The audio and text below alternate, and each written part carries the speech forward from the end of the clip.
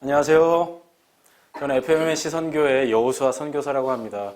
OPMS 교육에 참가하신 여러분들 모두 환영하고요. 직접 뵐 수 있었는데 이렇게 영상으로 찾아뵙게 됐습니다. 제가 오늘 하는 강의는요, 4차 산업혁명과 전문인 선교라는 제목을 가지고 있습니다. 먼저 제 소개를 드리고 시작하도록 하겠습니다. 네, 저희 가족 사진과 저희 같이 일하는 동료분들의 사진입니다. 저는 이제 FMNC의 스마트 사역부 총무로 일하고 있습니다. FMNC 선교회라고 하면은 요새 스마트 선교나 IT 선교를 많이 하는 그런 단체로 많이 알려져 있습니다. 그런데 시작은 전문인 선교로 시작했고요. 전문인 선교를 통한 전방 개척 선교를 지향하는 선교 단체였습니다. 그런데 저희가 사역을 처음에 시작한 이후 컴퓨터를 선교지에 보내면서 여러 가지 IT 사역이 얼마나 중요한지 눈을 뜨기 시작했습니다. 그래서 이 사역을 함에 있어서 하나님이 우리에게 원하시는 어떤 방향성이 있다는 걸 느끼기 시작했고요. 그래서 IT 선교, 스마트 선교를 하기 시작했습니다. 그래서 크게는 두 가지 부류, 전방 개척 선교와 스마트 선교를 하는 단체로 자리매김하고 있습니다. 제 강의의 이제 순서인데요. 이 강의가 어떤 포커스를 가지고 있는지를 먼저 설명드리고자 합니다. 마태복음 16장 1절에서 4절을 제가 읽어보겠습니다. 바리새인과 사두개인들이 와서 예수를 시험하여 하늘로부터 오는 표적 보이기를 청하니 예수께서 대답하여 이르시되 너희가 저녁에 하늘이 붉으면 날이 좋겠다 하고 아침에 하늘이 붉고 흐리면 오늘은 날이 굳겠다 하나니 너희가 날씨를 분별할 줄 알면서 시대의 표적은 분별할 수 없느냐. 악하고 음란한 세대가 표적을 구하나 요나의 표적밖에는 보여줄 표적이 없느니라 하시고 그들을 떠나가시니라. 이 말씀의 물론 맥락은 그 표적을 구하는 것과 관계가 있지만 이때 예수님이 하신 말씀을 우리는 또 잘 기억해야 될 것입니다. 자, 분별하고 그에 대한 전략을 세우는 것. 우리가 오늘 함께 나누려고 하는 것의 아주 전부입니다. 그것이 아주 심플하게 보자면 그것을 머리에 이제 두시고 같이 강의를 진행했으면 좋겠습니다. 분별을 하려고 하는데 그건 무엇이냐면 4차 산업혁명 시대가 우리에게 어떤 의미가 있는가, 우리는 이 시대에 어떤 선교를 해야 되는가를 분별해야 되겠죠. 그러면 전략은, 우리가 가지고 있는 전략은 여기서 얘기할 건 전문인 선교입니다. 전문인 선교는 굳이 제가 그 의미나 정의를 따로 말씀드리지 않아도 될 것입니다. 이미 다 알고 계시고 이전에 강사분들이 다 나누었을 것이라고 생각을 합니다. 자, 그러면 저는요, 먼저 결론을 제시하고 강의를 시작하려고 합니다. 연역적으로 풀어가려고 합니다. 결론을 내놓고 그것에 대한 타당한 이유들을 말하려고 합니다. 제가 내린 결론은 이런 것입니다. 4차 산업혁명 시대에 선교적 대안으로서의 큰 물결은 전 우주적 상황, 전 인류에게 복음을 상황화하는 총체적 선교와 스마트 선교이다. 그러므로 전문인 선교의 방향성은 새로운 선교의 물결과 같은 것이어야 한다라는 것이 제 강의의 결론입니다. 총체적 선교는 익숙하실 것이라고 생각합니다. 제가 OPMS 이 교육의 매뉴얼을 처음 봤는데요. 총체적 선교라는 단어가 있었습니다. 이 단어는 굉장히 이 시대의 선교에 중요한 단어인데요. 우리 모두의 선교를 아우르는 가장 큰 개념이기 때문에 그렇습니다. 자, 그러면 이 결론을 해보도록 하겠습니다. 선교의 역사를 이해하는 건 아주 중요합니다. 왜냐하면 우리의 과거를 봐야 우리의 미래가 보일 수 있기 때문입니다. 제가 알기로는 우리 OPMS 들으시는 분들은 굉장히 선교에 헌신된 분들이고 많은 선교적 지식이 있는 분들로 알고 있습니다. 그래서 제가 그 역사를 하나하나 설명할 필요는 없습니다. 그러나 제가 거기에 중요한 포인트가 있기 때문에 한번 짚고 넘어갑니다. 저희가 알고 있는 그 랄프 윈터 박사가 말한 세계 선교의 세 시대가 이렇습니다. 해안 선교 시대와 내륙 선교 시대, 미전도 종족 선교 시대가 있었습니다. 그런데 그 다음 선교 시대는 우리가 들어보지 못했고 제시된 바가 없습니다. 그런데 오늘은 제가 그거를 여러분들에게 공유하려고 합니다. 제시하려고 합니다. 개신교 선교 이전에는 천주교가, 구교가 주로 선교를 하는 시대였습니다. 그때는 주로 식민지 선교를 했습니다. 처음으로 윌리엄 캐리가 1792년에 해안 선교 시대를 열었습니다. 그 사이에서 식민지 선교라는 그러한 그 과도기 때 그 선교의 방법에 남아있는 그러한 영향력이 있었습니다. 허드슨 테일러가 CIM 선교회를 설립한 이후에 내륙 선교를 시작했죠. 근데 그 과도기에는 믿음 선교라는 선교 방식이 있었습니다. 그것이 없었다면 내륙으로 들어갈 수 없었을 것입니다. 또 세 번째, 우리가 아는 종족 선교, 카메론 타운젠트가 그 위클리프 선교회를 설립하기 시작할 때부터 시작됐다고 보죠. 그 사이에는 또 내륙 선교와 그 중간 시대에 그 영향력이 중첩된 선교가 있었는데 그건 개척 선교입니다. 전방 개척 선교. 프론티어 선교가 있었기 때문에 종족 선교와 개척 선교는 똑같은 개념은 아닙니다. 저는 그 이후에 이미 총체적 선교 시대가 되었다고 봅니다. 1974년 로잔 대회가 처음으로 시작됐죠. 그 대회 이후로 통전적 선교, 총체적 선교라는 이름으로 이 개념은 널리 알려지기 시작했고 많은 선교단체와 선교회에서 이 선교의 중요성을 강조하고 있지만 유독 한국 안에서는 그 개념이 희미합니다. 그 이유까지 오늘 얘기할 수 있을지는 모르겠습니다. 어쨌든 총체적 선교는 전 세계적으로 모든 선교를 아우르는 개념으로 자리매김하고 있습니다.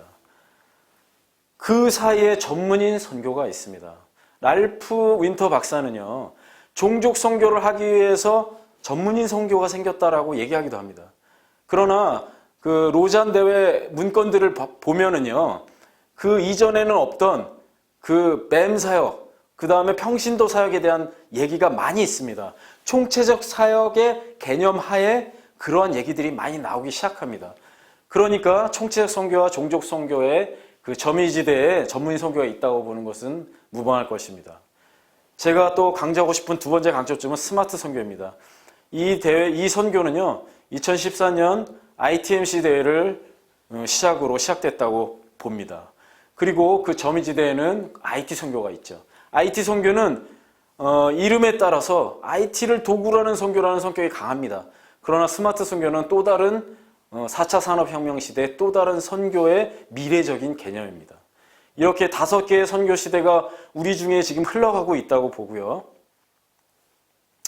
각 선교의 그 새로운 선교 시대가 나오기 전까지는 70년 이렇게 간격이 있다가 40년 좁아지기 시작했습니다.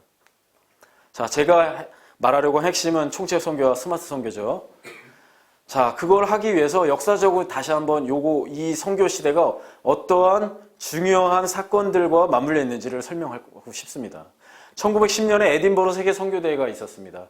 그 대회는 굉장히 개신교 선교 대회로 가장 많은 인원이 최초로 모인 대회였습니다. 그 대회는 1792년 윌리엄 캐리의 선교 시작을 100주년 지난 시점에서 기념함으로 시작했습니다. 처음으로 전 세계 선교인들이 모여서 선교에 대해 논의하고 한 대회였죠. 1952년에 IMC 빌링겐 대회라고도 하죠. 미시오 데이라는 개념이 처음 나왔습니다. 이 선교 개념은요, 굉장히 코페르니쿠스적인 그런 변화를 가져옵니다. 왜냐하면 선교는 이제까지 교회가 하던 거라고 인식했던 거에서 그게 아니야, 선교는 하나님의 것이야, 하나님이 하는 일이야 라고 인식이 바뀌기 시작합니다. 그 후로 많은 선교적인 혁신적 개념들이 나옵니다. 1968년에 웁살라 총회에서 홀리스틱 미션, 우리는 이제 통전적 선교라고 하죠. 우리가 말하는 총체적 선교의 전신, 똑같지 않습니다. 강조점이 다릅니다. 그러한 개념이 처음 나왔습니다. 그리고 나서 1974년 로잔대에 총체적 선교 개념이 나왔고 1980년대 로잔 파타야 포럼에서 여러 가지 총체적 선교 아래 난민 선교라든지 아니면 전문인 선교 이런 개념들이 계속 쏟아져 나오기 시작했습니다. 그리고 1989년도 2차 로잔대회가 마닐라에서 열렸고요. 그 다음에 3차 로잔대회는 2010년 케이프타운 남아프리카 공화국에서 열렸죠. 이 대회에서 계속 문건이 나와서 로잔대회 문건이라는 것이 생겼습니다. 이 문건은 복음주의 테두리 안에서 모든 선교의 스탠다드, 그러한 선교 신학으로 자리매김하고 있습니다. 제가 말하려고 하는 것은 로잔 선교의 로잔 언약에 근거한, 로잔 문건들에 근거한 선교 개념들을 가지고 말씀드리는 것입니다. 자, 그러면 이러한 선교적 변화와 이런 흐름들이 어떠한 것에 영향을 많이 받았을 것입니다. 그런 영향을 준 어떠한 그 사상들, 그런 것들을 또 말씀드리려고 합니다. 세상의 변화와 이 선교의 변화도 무관하지 않습니다. 그 모든 것을 아우르며 하나님이 모든 역사를 주관하시기 때문입니다. 자, 종교의 변화는 어떤가요? 계속해서 기독교와 여러 가지 종교들이 같이 성장하고 있지만 지금까지 큰 변화는 지난 2세기 동안, 1세기 동안 이슬람교의 꾸준한 성장에 두드러집니다. 자, 그럼 정치 쪽에는 어떤가요? 민주주의가 맹주로 남아 있습니다. 그렇죠? 공산주의나 사회주의 뭐 이런 것들, 뭐 예전에 나치주의 이런 것들은 다 실패한 이제 정치 체계로 이제 끝났습니다. 자, 경제 부분에서는 자본주의가 고도화되고 있습니다. 다른 것들은 이제 이 세계에 남아있지 않을 정도로 미미합니다. 산업혁명은 어떤가요? 기술의 변화.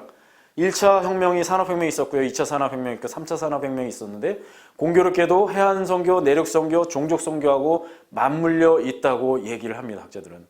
또한 IT 선교는 4차 산업혁명과 관련이 있습니다.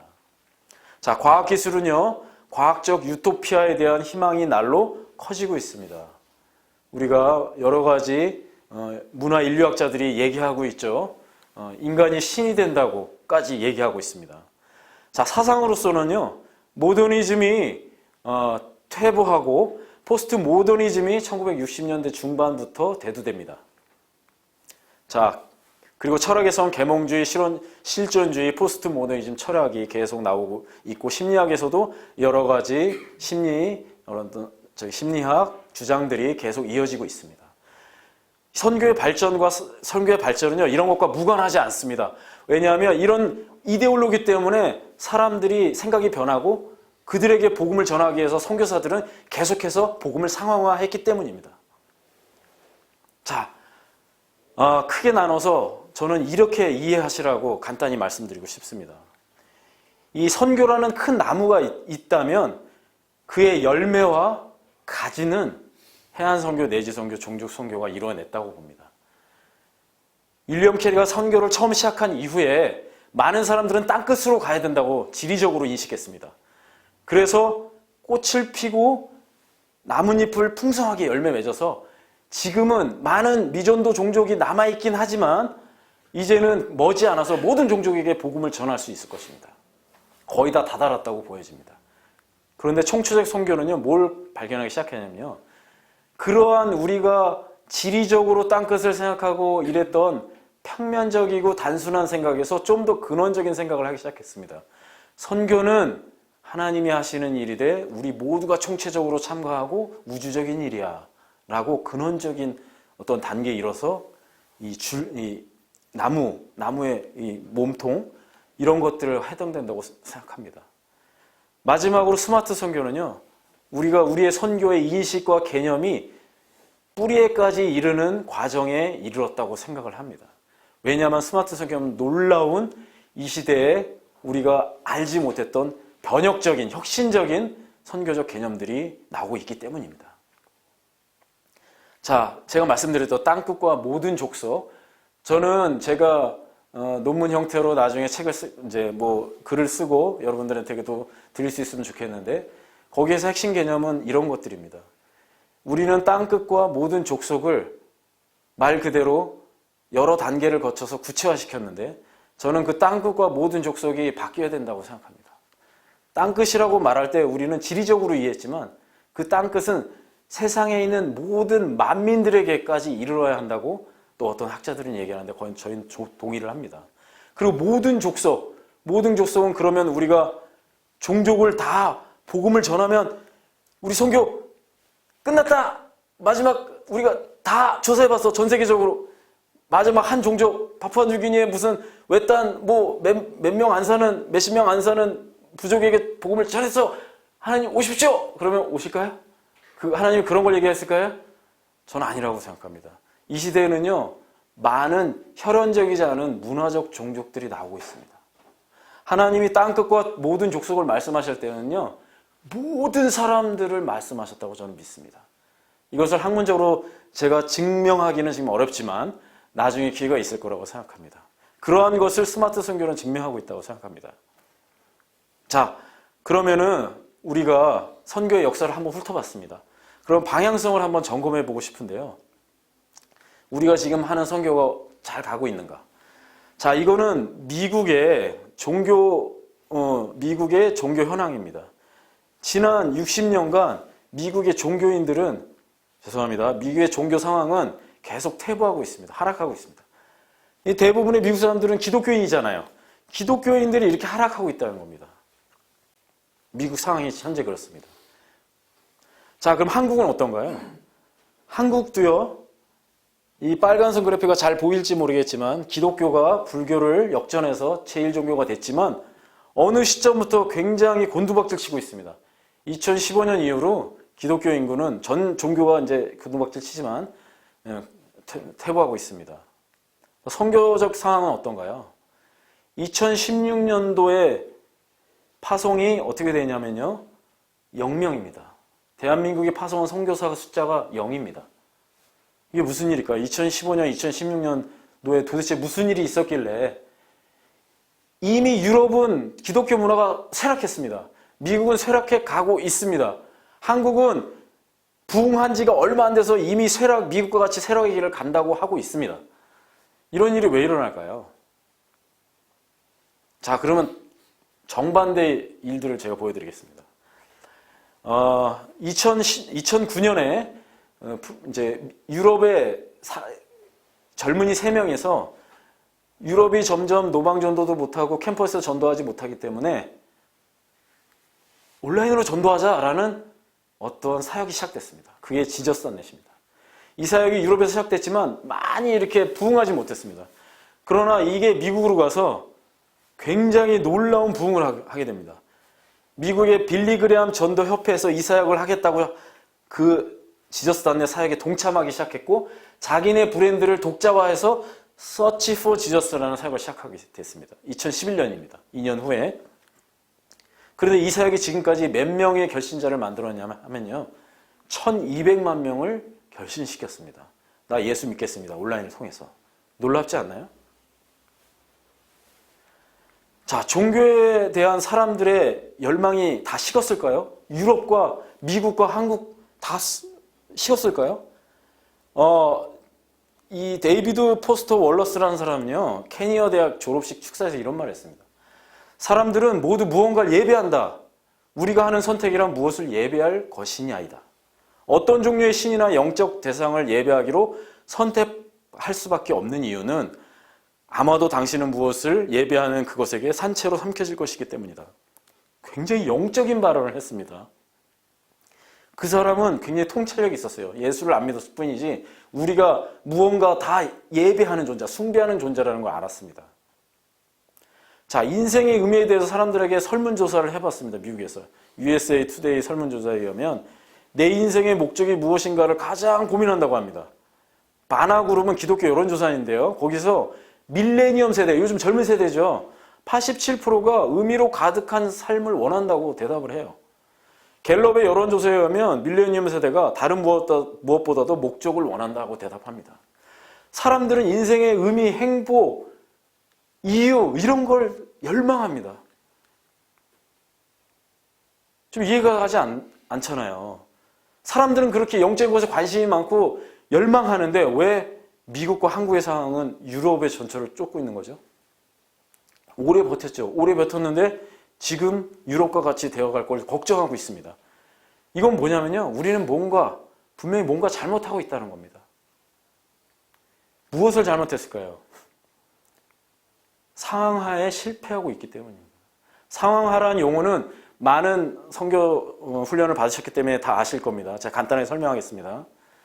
지난 5세기 동안 기독교 설교 전략이 있었어요. 정복, 조정, 적응, 토착화, 문화 변형, 문화화 또는 문명화, 상황화 이런 것들이 있었습니다. 이런 것들은 대충 아우르는 단어가 아니라 진짜 있었던 용어입니다. 카톨릭에서는 정복하고 조정했죠. 식민주의적인 선교를 했기 때문에. 개신교도 굉장히 오랜 시간 동안 모더니티 사회에서 무엇을 했냐면 정복적인 선교 그런 모델을 취해왔습니다. 그런데 그 중에서 우리가 이런 것들이 성공적이어서 좀 다른 것보다는 덜 반성해도 돼. 그러나 뭐 이런 건 괜찮았어 하는 모델들이 있었습니다. 대부분의 선교 모델은 선교학자들이 냉정하게 얘기할 때 우리는 회개해야 된다고 얘기합니다. 적응, 문화에 적응해야 돼. 토착화라는 것이 나오기 시작했어요. 물론 이 개념들에게는 약간 어두운 면도 있고 위험한 면도 있습니다. 다. 그러나 가장 중요하게 우리가 여겨지는 이 시대의 모든 선교학자들이 동의하고 이걸 가지고서 선교를 말할 수 없다고 하는 건 상황합니다. 상황하는요, 그 문화적 상황에 고려해서 복음을 이해할 수 있게 전하는 거예요. 우리가 듣든 안 듣든 복음을 전하고 너는 지옥 가든 모른다. 이건 선교가 아닙니다. 그 사람이 이해할 수 있는 언어로 언어를 복음을 설명해야 됩니다. 우리가 파푸아 누기니 가서 영어로 막 설교하고 못 알아듣네라고 말할 수 없는 겁니다. 그것이 바로 상황입니다. 그들의 말로 그들의 세계관에 맞춰서 그들의 언어대로 복음을 전하는 것입니다. 자, 그 성경적인 상황화의 예는 너무도 많습니다. 성경 자체가 상황화라고 얘기하는 성경학자도 있고요. 예수님이 누구에게 말할 때 그가 이해할 수 없는 말을 말한 적이 없습니다. 특히나 예수님이 사마리아 여인과 만날 때는 성교 교육학적으로 모델에 되는 그 본문인데요. 그 상황은 굉장히 상황적입니다. 그 여인이 관심을 갖고 있는 얘기들을 해요. 그 여인이 필요한 것들을 가지고 얘기합니다. 복음을 그냥 내가 원하는 대로 그냥 막 전하고 알아들으라고 얘기하지 않습니다. 예수님은. 자, 바울은 어떻게 했나요? 바울은 유대인들에게 복음을 전할 때는 유대 율법을 가지고 그 유대적인 상황을 가지고 복음을 전합니다. 헬라인들에게 가서는 헬라적인 문화에 맞게 헬라 철학에 맞게 복음을 이해시킵니다. 왜냐하면 복음은 모든 문화권을 아우르는 진리이기 때문에 그렇게 할 수 있었습니다. 바울이 설교한 것들을 잘 찾아보십시오. 자, 이 시대에서도 침 켈러 목사님은요, 목회도 상황화해야 된다. 선교도 상황화해야 된다고 말합니다. 그런데 우리가 하지 못했던 것은 이 시대에 선교를 상황하지 못했기 때문에 목회를 상황하지 못했기 때문에 퇴보하는 겁니다. 세상은 급변하는데 우리는 그대로였기 때문에 어려운 겁니다. 자, 새로운 선교의 모델이 그래서 하나님은 일하십니다. 그것이 도래했어요. 이미 도래했지만 우리는 잘 모르는 겁니다. 자, 선교의 개념이 확 바뀔 때가 있었습니다. 그건 뭐냐면 전 세계적으로 모든 역사학자들이 다 얘기합니다. 가장 사람들의 생각과 관념과 이데올로기가 바뀔 때는 뭐냐면 엄청난 일이 벌어졌을 때입니다. 그게 뭔가요? 전쟁입니다. 전쟁. 1차 세계대전과 2차 세계대전이 일어난 이후로 사람들은 포스트 모던이라는 철학 사조의 변화가 있었지만 선교계에도 많은 변화가 일어납니다. 이전에 믿었던 팽창주의, 서구의 개신교와 천주교와 같이 나아가던 팽창주의나 문화 우월주의가 사라지고 제3세계도 선교는 하는 거야. 선교는 서구에서 무슨 계층적으로 뭐 우월한 데서 우월하지 않은 곳으로 하는 게 아니야. 그런 게 어딨어? 라고 사람들이 생각하기 시작했습니다. 자, 그러면 4차 산업혁명. 자, 잘 보십시오. 자본주의, 경제적인 사회, 경제적인 것도 그렇고 여러 가지 것들이 많이 변하고 있지만 요즘의 산업혁명이라고 말하는 것들은 4차 산업혁명밖에 없습니다. 이러한 큰 변화 가운데 우리의 선교의 개념도 변해야 되고 변하고 있다는 것입니다. 자, 모더니즘과 포스트 모더니즘. 그 다음에 선교의 개념도 미시오 데이가 하나님의 선교라는 의미입니다. 그 다음에 통전적 선교, 총체적 선교가 1, 2차 대전이 끝나고 나오기 시작했다는 것입니다. 자, 그 이후에 4차 산업혁명 이 시점에서는 IT 선교와 스마트 선교가 대두되고 있습니다. 세상에 극단적인 변화에 여러 가지 변화가 있다는 것이죠. 그에 맞춰서 선교가 일어나고 있다는 것이죠. 제가 그래서 보여드리는 제 강의의 두 가지 핵심 이미지입니다. 제가 설명드리는 가장 중요한 그런 시대적인 상황, 그 다음에 이런 것들. 자, 제가 아까 많은 사상이나 경제나 정치나 변화를 설명드렸습니다. 이것들이 다 중요한 역할을 하고 제공을 했을 겁니다. 사람 생각의 변화에 대해서. 그러나 어떤 신학자들은요, 그걸 단순화하면은 이 시대에서 가장 이 시대를 누르고 있는 이데올로기는 세 가지다라고 얘기합니다. 하나는 자본주의고요, 하나는 민주주의고, 하나는 과학기술주의입니다. 자본주의는 경제적인 거죠. 자본주의가 이 시대의 패자입니다. 하나만 남았어요. 견줄 게 없습니다.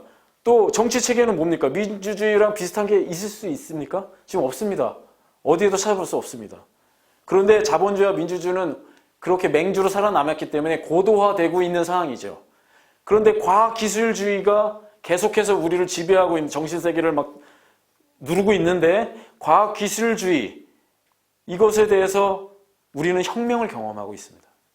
그리고 포스트 모더니즘은 이 모든 것에 대한 원인이자 아우르는 개념입니다. 그래서 이 네 가지 개념이 굉장히 중요합니다. 그래서 우리는 포스트 모더니즘을 연구해야 되고 서구에는 이제 그 이베이나 이런 데 가서 한번 쳐보세요. 포스트 모더니즘과 신학, 영어로요. 포스트 모더니즘과 목회 쳐보세요. 얼마나 많은 책들이 쏟아져 나오는지. 우리는 잘 모르지만. 자, 그러면 과학기술주의는 어떤 영향이 있나요? 그거에도 우리는 굉장히 뒤처져 있습니다. 자, 세계는요, 급진적인 포스트 모더니즘 사회로 진입하고 있어요. 우리 모두 지구 역사상 과거에 보지 못했던 사람들의 대규모 재배치에 크게 영향받고 있다. 그러니까 이 말 통해서 도시화 세계화로 인한 다문화 사회가 포스트 모던 사회를 가속하고 있다는 걸 알 수 있죠. 자, 그러면 또 급진적 기술 과학주의 사회로 진입하고 있다는 것을 우리는 그냥 하도 많이 얘기하니까 알지만 우리가 경험한 정보화 사회가 지나간 지 얼마 안 됐는데 이제는 초연결 사회라고 얘기합니다. 그 중간에 모바일 사회가 또 있었어요. 다 한 가지 개념으로 제가 이렇게 빠르게 지나간 세월을 제가 보여드릴게요. 컴퓨터가 스마트폰화됐고 이제는 초연결 네트워크화되고 있습니다. 이제 조금 지나면 자켓에도 컴퓨터가 잘려있고요. 손목 시계는 이미 나왔고요. 집에 다 컴퓨터가 내장되어 있고 IoT. 그 다음에 차에도 다 있고요. 어디에나 이제 네트워크에 접속할 수 있는 이제 그런 시대가 됐다는 겁니다. 5G가 왜 중요하냐면 그 모든 것들이 그렇게 할 수 있게끔 만드는 인프라가 되기 때문입니다. 급진적으로 변화하고 있습니다. 자, 그럼 우리 이런 기술을 이렇게 어떻게 봐야 될 것인가? 자, 기술은 충격이라는 책을 여러분들한테 강추하고 서론을 한번 보십시오.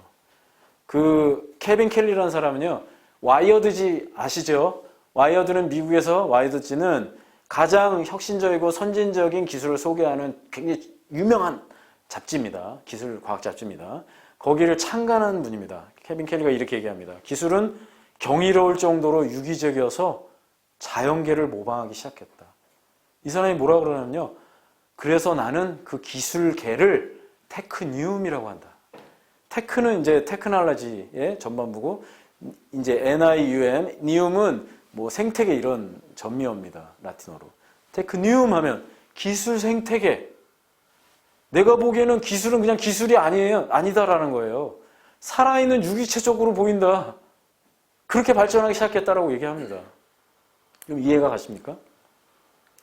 자, 그러면 아주 또 중요한 책이 있습니다. 기술계. 마샬 맥루한이라는 사람이 쓴 미디어의 이해라는 책은요. 기술에 대한 이해, 미디어에 대한 아주 통찰력 있는 그런 지식을 우리에게 줍니다. 그는 이렇게 얘기했어요. 모든 미디어는 인간 감각의 확장이다. 그렇잖아요. 근데 이걸 다르게 표현할 수 있습니다. 모든 기술은 인간 감각의 확장이다. 자동차는 어떤 인간 감각의 확장인가요? 다리, 통신, 입과 눈과 귀. 그렇죠? 모든 기술은요, 인간이 하는 행위와 모든 그런 것에 대한 확장이라는 거죠, 감각이. 자, 이 명제를요, 인간은 하나님의 형상이다라는 것을 더해서 3단 논법으로 한번 얘기해 보죠. 그러면 기술은 하나님 형상의 확장이다라고 말할 수 있습니다. 과연 그럴까요? 그렇게 비슷하게 얘기하는 학자들이 나오기 시작했습니다. 기술이 어떠한 것인가? 또 이분이 얘기한 유명한 얘기 중에 미디어가 메시지다 이런 말하는 적이 있습니다. 미디어가 메시지다. 미디어 자체가 메시지다. 우리가 TV를 보면서 메시지를 보는데 TV라는 그 매체 자체가 우리에게 주는 뿜어내는 메시지가 있다. 사람들은 기술을 만들어내면요. 기술은 다시 사람에게 영향을 줍니다. 기술 용어로 되먹임 현상이 있습니다. 그게 계속 순환합니다. 그래서 계속해서 사람은 기술 과학적인 논리에 지배당합니다. 자, 기술이 메시지입니다. 지금 이 세상에서 나오는 모든 기술들이 어떤 메시지를 가지고 있나요? 우리가 선교적으로 이걸 잘 활용하고 지배하고 변혁시키지 않으면, 상황화해서 변혁시키지 않으면 그것은 유물론적이고 반기독교적이고 하나님을 반대하는 것으로 계속 나갈 겁니다. 자, 새로운 선교 모델이 도래했다고 말씀드렸는데 그것은 총체적 선교와 스마트 선교. 이 시대의 포스트 모더니즘과 그 다음에 기술적 지배 사회에 적응한 것이 총체적 선교와 스마트 선교라는 겁니다. 그럼 총체적 선교에 대해서 좀 더 자세히 제가 설명드리겠습니다. 자, 인테그랄 선교라고 합니다. 예전에는 선교학에서 어떻게 말했냐면요. 선교는 개인에게 복음을 전하는 것이다라고 정의했습니다. 그런데 어느 시점부터 개인만이 아니라 사회 행동을 하는 것도 선교행위야. 좀 지나서는요. 이 환경을 변화시킨 것도 선교야 라고 말하기 시작했습니다. 그래서 총체적 선교는요. 개인 전도를 중심으로 사회 참여와 환경 돌봄을 포괄하는 것으로 정의할 수 있습니다. 선교란 무엇인가라는 책에 자세히 나와 있으니까 나중에 꼭 한번 보십시오. 필독도서로 알고 있습니다. 자, 선교의 범위에 대한 세 가지 관점에 대해서 사람들은 어떻게 받아들였을까요? 처음에는 이 근본주의에서는요. 개인에게 복음을 전하는 것이 선교라고 한정했죠. 그것도 타문화 선교만 선교라고 생각했습니다. 그런데 제가 말씀드렸다시피 그 총체적 선교가 나오기 전에 에큐메니컬 신학 쪽에서 개인과 사회 행동과 환경을 다 다루는 것이 모두 각각 다 전도야 라고 얘기했습니다. 좀 이상하죠. 아까 제가 말한 거랑 좀 다릅니다. 그래서 이 두 가지 개념이 절충돼서 복음 이제 근본주의에서는 두 개는 선교가 아니하다라고 반증했죠. 그런데 그 두 가지 개념이 이렇게 영향을 다 받아서 범복음주의 계통에서는 개인과 사회 행동과 개인 복음과 사회 행동과 환경을 다 우리가 개선하는 것이 선교인데 중심은 복음 전도야라고 정의가 내려집니다. 미시오데이 개념이 통전적 선교 개념으로 그것이 다시 총체적 선교 개념으로 자리매김했고 이러한 개념들은 로잔 문건에 자세히 나와 있습니다. 언제 시간이 되시면 로잔 문건을 한번 잘 보십시오. 자, 총신대학교에서도 총체적 복음사역 연구소가 설립이 되어 있습니다. 이미 보수 쪽에서도 이 개념은 범복음주의에서 인정된 개념입니다. 그런데 우리는 아직도 다르게 이해합니다. 많은 부분이. 그것이 총체적 선교가 이미 왔음에도 우리 선교계를 이끌어가지 못하는 이유입니다. 총체적 선교의 신학적 근거가 있습니다. 총체적 선교의 신학적 근거는 크게 두 가지로 볼 수 있습니다. 하나는 하나님 나라 신학과 그 다음엔 기독론에 근거한 그런 삼위일체 신학에 또 근거한 전인성입니다. 자, 하나님 나라의 신학에 근거한 우주적 포괄성이 있습니다. 하나님 나라의 요구는요, 개인에게만 향하는 것이 아니라는 거예요. 교회적이고요, 사회적이고 인류 모든 역사와 우주를 대상으로 한다는 겁니다. 하나님의 나라는 우리의 마음속에만 오시는 게 아니에요. 우리 마음속에 임하시지만 하나님의 나라는 전 우주를 지배하는 주권적인 그러한 임하심이 있습니다. 그것이 하나님 나라의 신학이기 때문에 우주를 포괄한다고 생각하는 것입니다. 그래서 선교도 그렇게 해야 된다. 우주 전체를 새창조하는 것이 선교라고 보는 겁니다. 자, 기독론의 근거에서 보자면 전인성입니다. 전인성. 그건 뭐냐면 예수 그리스도께서 구속사역 하실 때 메시지만 정했습니까? 아니죠. 병든 자를 고치고 배고픈 자를 먹이시고 죽은 자를 살렸습니다. 그 모든 것이 전인적 선교라고 보고요. 이제 신학에서는요. 더 나아가 사회적 정의를 실천하는 것을 그의 완벽한 선교 모델로 봅니다. 그렇기 때문에 예수 그리스도의 성육신 자체가 전인적 사역의 원천이고 우리도 그렇게 사역해야 되고 사역 대상자에게도 그렇게 해야 된다고 생각하는 겁니다. 이 두 가지가 튼튼한 총체적 선교 신학의 근거입니다. 자, 이 선교에 대해서 아주 자세히 신학적으로 풀어간 건 아니고 구체적으로 어떻게 하는 것이 총체적 선교라고 말한 분이 있습니다. 제4의 선교 물결을 쓴 론 베임이란 그런 선교사님은요, 제4의 선교 물결의 특징이 이런 것이 있다. 모든 연령대가 선교한다. 모든 국적 사람들이 선교한다. 세상 모든 사람들에게 선교한다. 혁신적인 첨단 기술을 활용한다. 모든 성도가 선교사가 된다. 라고 말하고 있습니다. 자, 그러면 스마트 선교는 뭐냐? 스마트 선교는요, 총체적 선교를 기반으로 해서 기술 변화에 따른 굉장히 혁신적인, 혁명적인 어떤 선교적 개념들이 생겨나기 시작합니다. 자, 총체적 선교는 우리가 계속 본 바와 같이 이런 것입니다. 이런 게 발전해서 모든 사람이 선교해야 한다, 그런 개념들이 다 나온 거예요. 자, 스마트 선교가 가진 총체성의 정의는요, 이렇습니다. 모든 사람을 향해 모든 복음을 전하고 모든 사회 문제에 참여하며 피조세계 전체를 돌보는 일에 선교의 부르심에 응답한 모든 거듭난 그리스도인이 언제 어디서나 자신의 전 인생의 삶을 통해 헌신하기 위해서 모든 도구와 수단과 방법을 동원하여 선교의 완성을 이루는 것이라고 저는 제가 정의해 봤습니다. 이 말 가운데 우리가 말하고자 하는 선교의 그 신학적 배경이 다 들어 있습니다. 자, 대상에 대한 총체성, 주체에 대한 총체성, 영역에 대한 총체성, 방법에 대한 총체성이 다 나와 있습니다. 그러니 스마트 선교는요, 이 총체적 선교가 가지고 있던 총체성을 좀 더 확장하고 심화하고 있습니다. 그것이 왜 가능할까요? IT가 그걸 가능하게 해줍니다. 아까도 제가 얘기했지만 온라인으로 내가 다가갈 수 없던 지구 저편에 내가 전혀 관계없던 사람들에게 복음을 전할 수 있습니다. 이 총체적인 어떠한 개념하에서 사람들이 이 모든 것들을 참여하기 시작할 때 그런 일들이 일어납니다. 심화됩니다. 자, 기독론에 근거해서 대상이 이렇게 정의할 수 있고요. 또 제자사역에 대한 전인성을 통해서 또 하나님 나라 신학을 통해서 이렇게 정의할 수 있습니다. 자, 스마트 선교의 초월성이 있습니다. 서치 포 지저스가 그 초월적인 면이 있잖아요. 우리가 이제는 뭐 타문화 선교 이제는 할 수 없어. 이제 뭐 이슬람 선교는 어려워져. 그래서 전문인 선교가 대안이지만 이러한 선교 개념이 또 있다는 거죠. 자, 과학기술 발전에 대한 그러한 그런 과학기술을 도구로 해서 상황화한다면 우리는 이런 초월성을 가질 수 있습니다. 자, 스마트 선교의 전위성이 있습니다. 전위성은 뭐죠? 앞서 나가는 거고요. 대한민국 청소년의 복음화율은 몇 프로인가 하면 3%입니다. 그러면 이건 뭘 말하냐면요. 우리가 더 여기에 특별한 노력을 가하지 않는다면 한 5, 60년 지나면 대한민국은 미전도 종족이 된다는 얘기입니다. 선교학적으로 그렇습니다. 그러면 이거를 우리가 준비할 수 있습니다. 예전에는 어떠한 선교적 환경이 변하면 거기에 대처하는 것이 우리의 생각이었지만 혁신가들, 허슨 테일러 이런 분들은요. 그러한 개념을 뛰어넘어서 전위성을 발휘했고 또 타당성을 논했지만 우리는 다가올 수 있는 선교적 위험, 위기 이것들을 준비할 수 있습니다. 전위성이 있다는 거죠.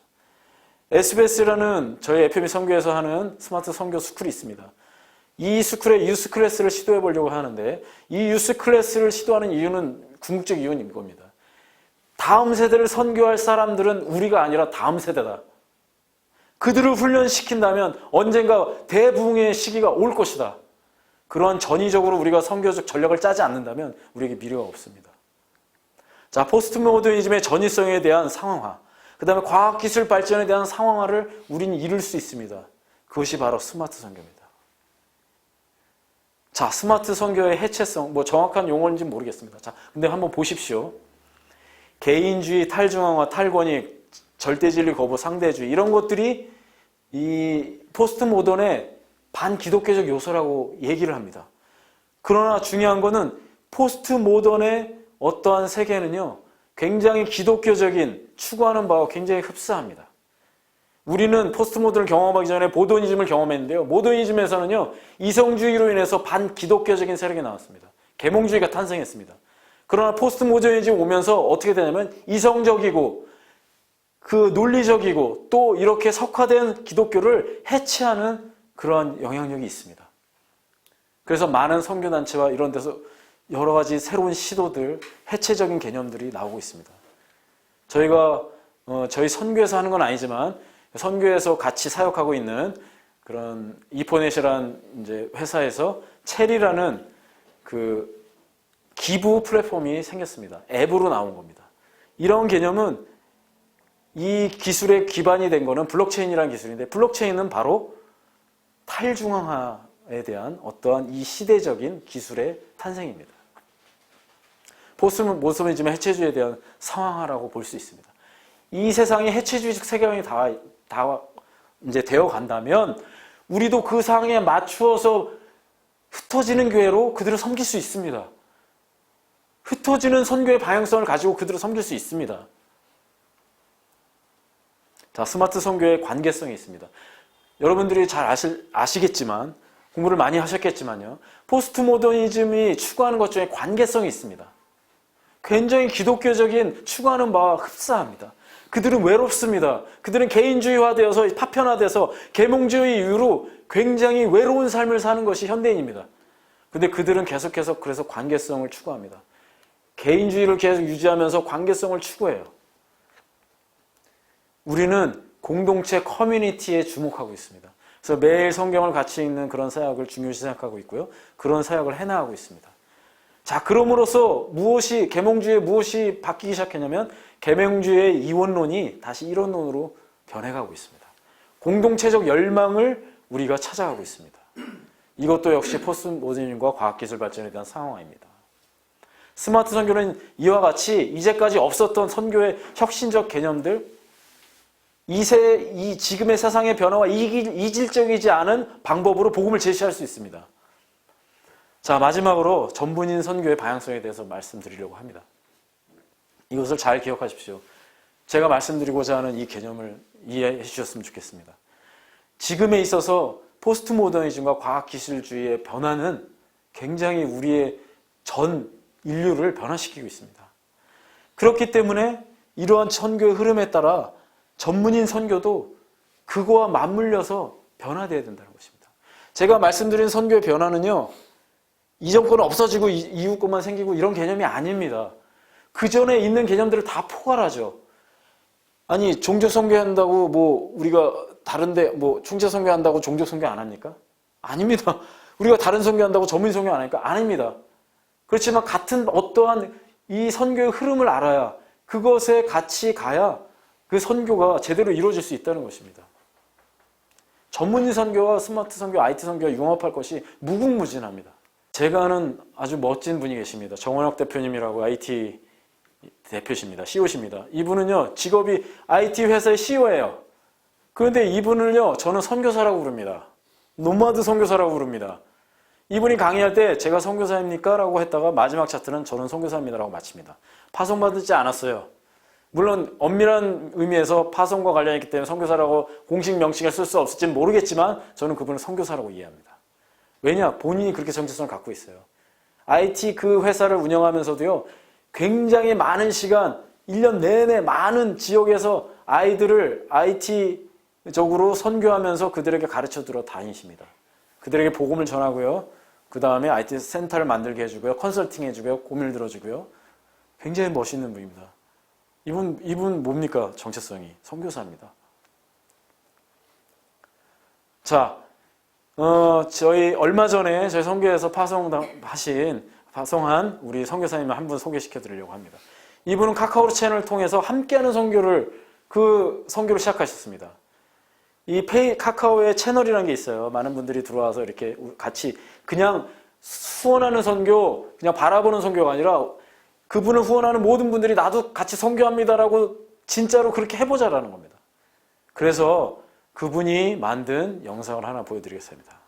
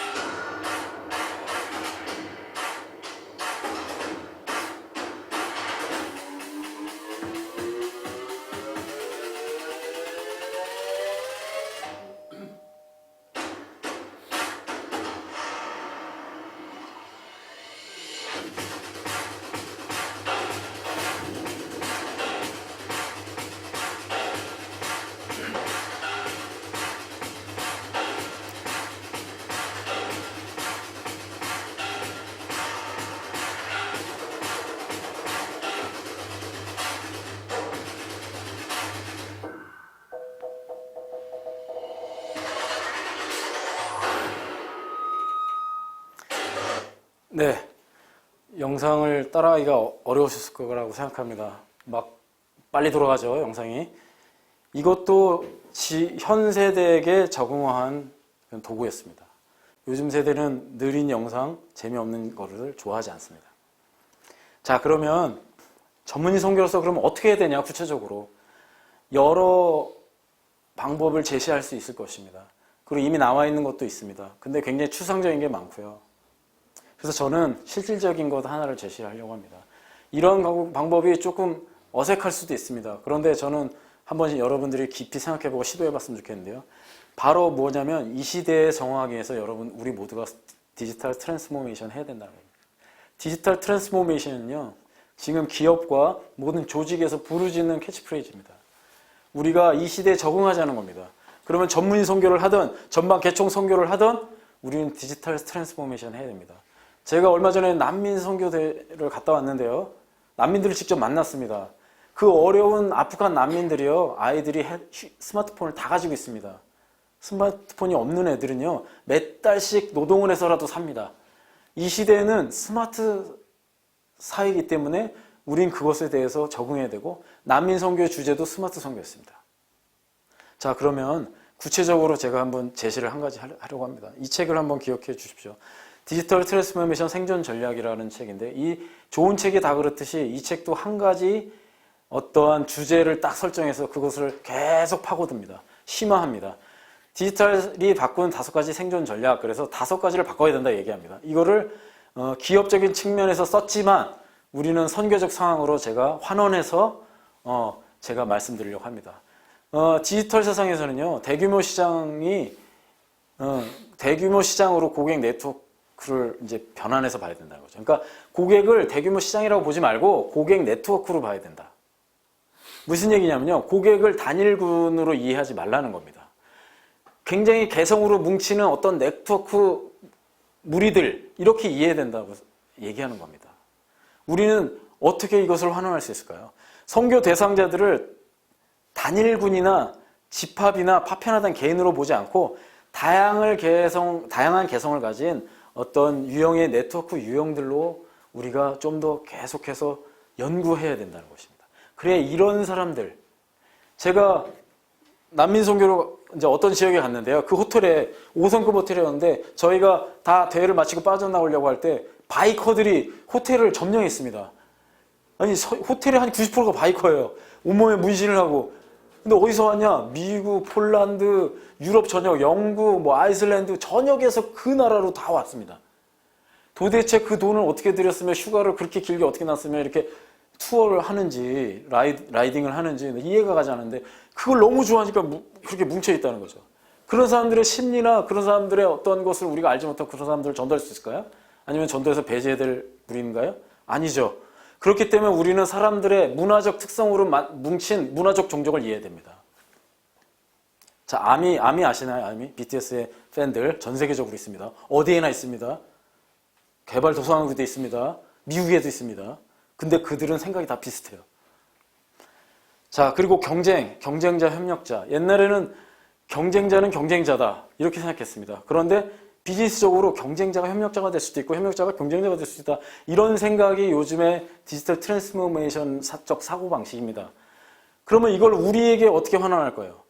목적과 목표가 다른 NGO들이나 같은 컨셉의 선교에 관해도 경쟁이 아닌 협력의 관계를 가져야 하는 플랫폼을 만들어야 된다는 것입니다. 난민 선교를 하는데요, 난민 선교를 하면서도 많은 스마트 선교와 융합이 이루어지는 걸 봤습니다. 중간에 브릿지 사역을 하는 분들이 있어요. 난민을 잘 이해 못하는 사람과 난민 선교를 하려고 그러는데 자원은 많은 선교회하고 연결해주는 사역만 하는 그런 사람들이 있습니다. 연합해야 된다는 겁니다. 자, 우물 파주는 NGO와 선교회, 이건 뭡니까? 우물 파주는 NGO들이 있어요. 선교회도 우물 파주는 데가 있잖아요. 둘이 같이 하면은 경쟁자 되잖아요. 그죠? 협력 관계로 돌아서면 어떻게 될까요? 같이 할 수 있죠, 같이.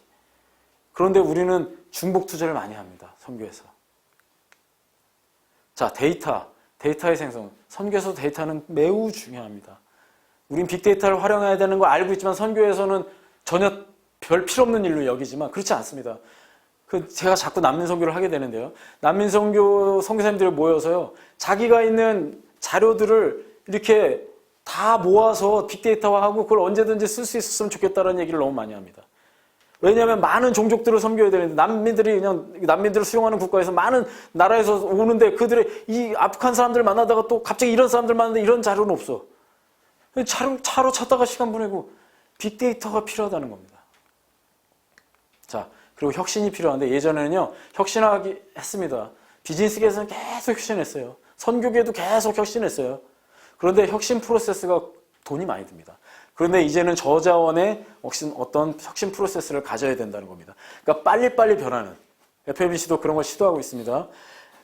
워킹그룹이라고 소수의 사람들이 모여서 이런 선교 해보면 되지 않습니까? 라고 했을 때 한번 해보십시오라는 걸 만들려고 합니다.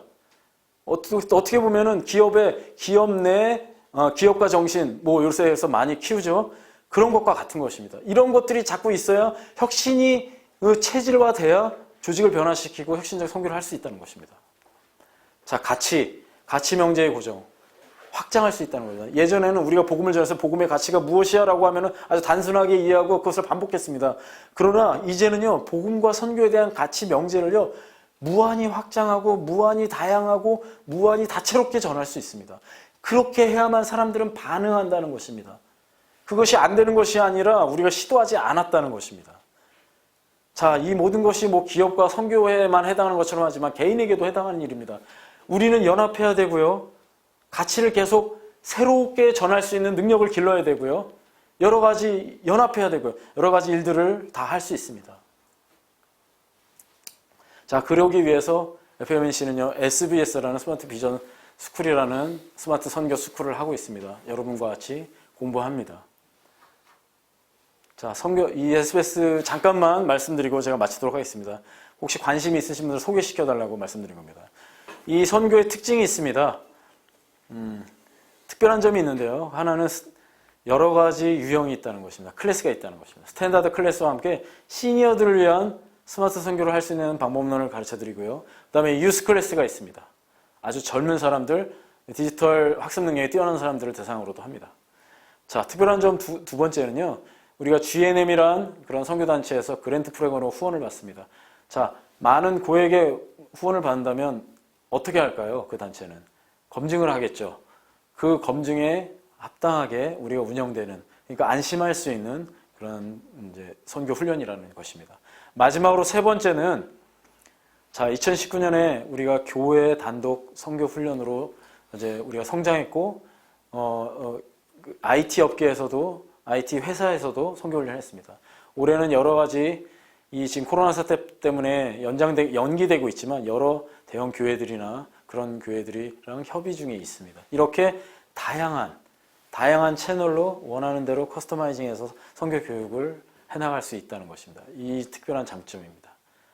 자, 마무리를 하겠습니다. 강의의 결론은 제가 처음에 연역적으로 시작했죠. 마무리도 같습니다. 이 말이 어떤 것들을 함축하고 있는지 기억해 주시기 바랍니다. 자, 제 강의가 너무 두서웠고 잘 못한 부분이 있는 것 같습니다. 그러나 마지막으로 요거를 읽고 마치도록 하겠습니다. 부족한 부분은 다시 한번 영상을 봐주시고 자료는 또 운영하시는 측을 통해서 받으시면 될 것 같습니다. 4차 산업혁명 시대의 선교적 대안으로서의 큰 물결은 전 우주적 상황, 전 인류에게 복음을 상황화하는 총체적 선교와 스마트 선교이다. 그러므로 전문인 선교의 방향성은 새로운 선교의 물결과 같은 것이어야 한다. 이것이 저의 강의의 핵심이고 결론입니다. 네, 감사드립니다. 이만 마치겠습니다.